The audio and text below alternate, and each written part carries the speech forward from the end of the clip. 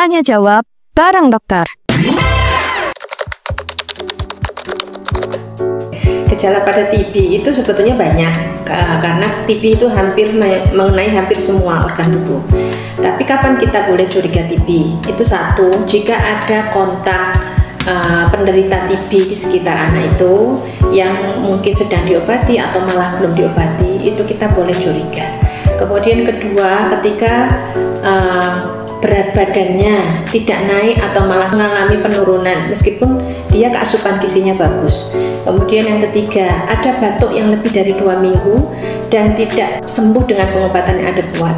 Kemudian ada demam-demam yang tidak jelas sebabnya dan itu juga berlangsung selama 2 minggu.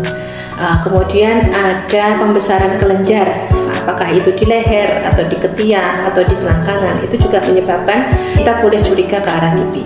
Kemudian pada kasus-kasus yang berat, TB juga bisa menimbulkan gejala seperti sesak nafas dan batuk darah.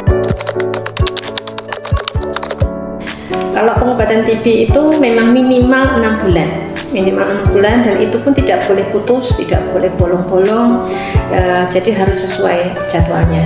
Nah, kemudian efek samping, sebenarnya hampir semua obat itu menyebabkan ada efek samping.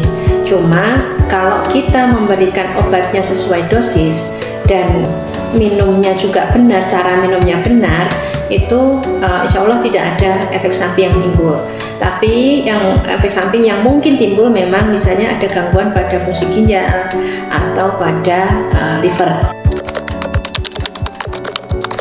Pada dasarnya kalau TB pada anak itu bisa menular, terutama pada kasus-kasus yang sudah berat, misalnya sudah terjadi batuk darah atau pada pemeriksaan dahaknya ditemukan kuman TB-nya.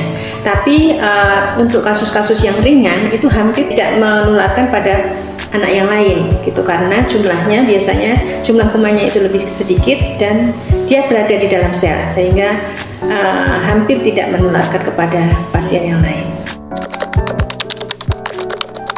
Yang jelas sangat penting ya peran keluarga itu satu, jadi dia itu harus membuat suasana di dalam rumah itu anak mau minum obat, enggak stres minum obat, kemudian saling mengingatkan bahwa obat ini harus diminum setiap hari dan tidak boleh bolong-bolong, kapan dia harus mengambil obat yang selanjutnya.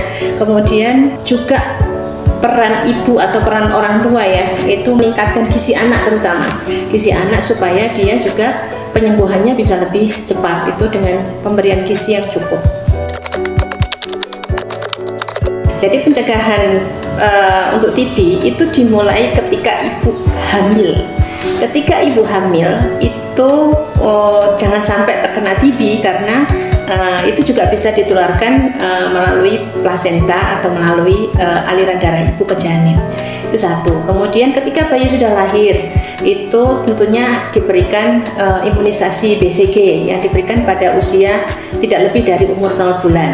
Kemudian pemberian gizi supaya anak itu bisa tumbuh dengan sehat, daya tahan tubuhnya meningkat, kemudian membiasakan kehidupan di sekitarnya menjadi kebiasaan hidup bersih.